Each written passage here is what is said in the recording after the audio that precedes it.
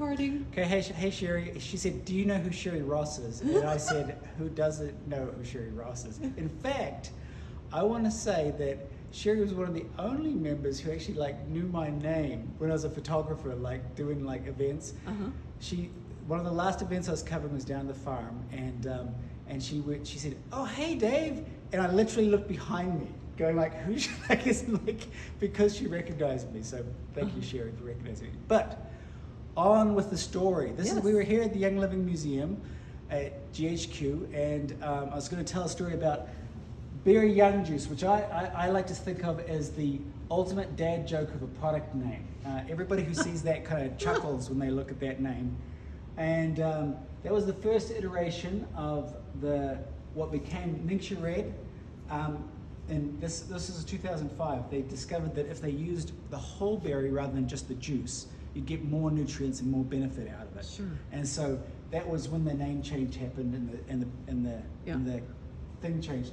But before both of those, it was Gary looking for, he was traveling the world, going to different peoples who lived for a really long time. He was researching longevity. I remember that. What year was that? That was in the late 90s, 98, 99. Okay, I remember those conversations with the older people who were 100 and something. Yeah, so he went to a number of places that were famous for having longevity, and one of them was Ningxia province in China. And they all said, "Oh, it's totally this berry.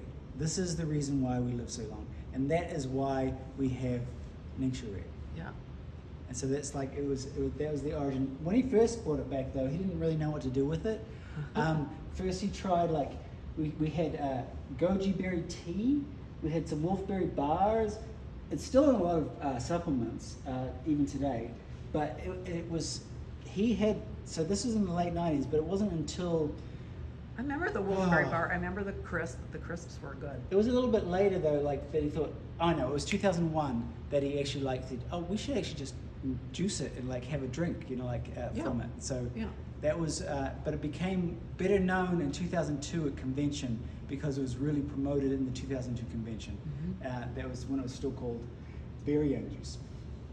And they came in that smaller bottle. Yeah, and I don't remember the bigger bottle. That's after the fact, right? Yeah, that was the first one because everything's always done in a rush with Gary, and so I look at that and go, what is that? Isn't that vinegar? I just think no, not vinegar. Balsamic. Yeah. Yeah, it's a classic sauce bottle, right? Yeah.